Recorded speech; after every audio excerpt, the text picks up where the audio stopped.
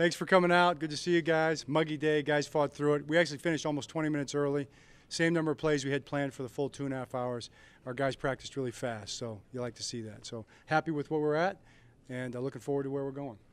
Do you feel fortunate that you kind of make it out of the spring without any major injuries and just feel fortunate in general? Yeah, good fortune. You know, it's funny you asked that because I was thinking about and reading about luck a little bit, you know, and good fortune.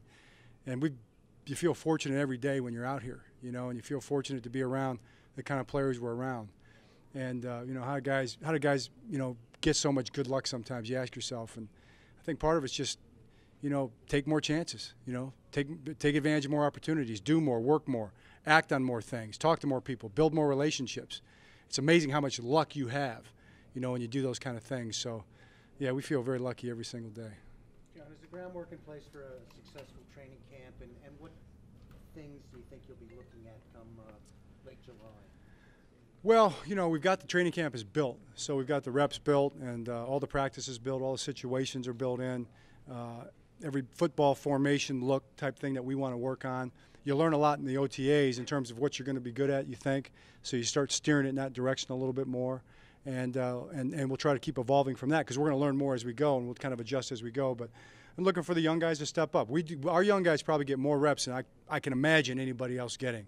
So we put our young guys in position to compete for jobs. These rookies are going to have a chance to compete for jobs. John, you're talking about formations. I saw you like shift on balance and do different things up there, working on, I don't know, is that the result of anything or something you want to work on? I mean, it's June, it's not January, but right. You're working on some stuff.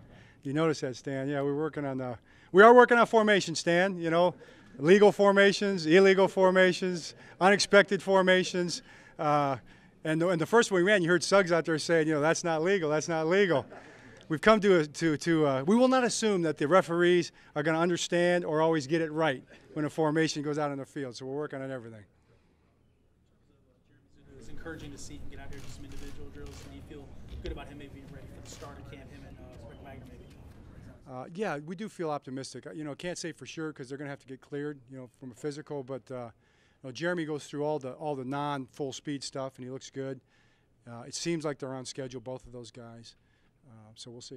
John, can you talk a little bit about your running backs, how they perform?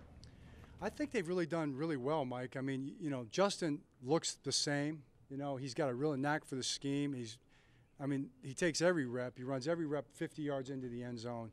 He's just a great leader, a great example, leader by example.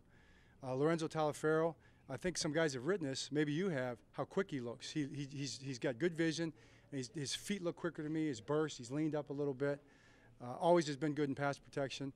And then, you know, Buck Allen's going to be interesting. We'll find out when the pads come on. But I have a feeling that he's going to be able to run this scheme really well. He's got excellent vision, it looks like right now. Plus, he's got the lateral cut ability that's pretty special.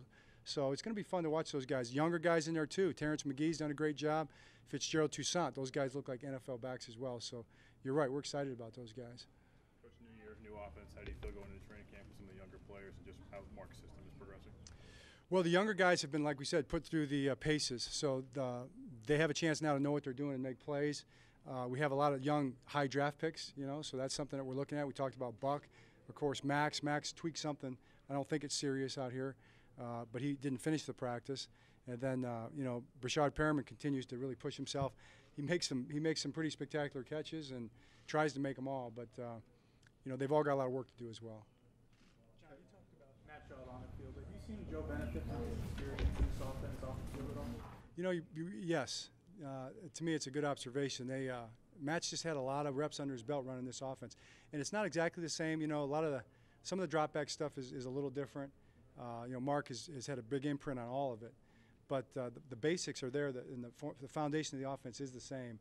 And they're two guys kind of in the same place in their life. You know, they're early 30s. They have young families.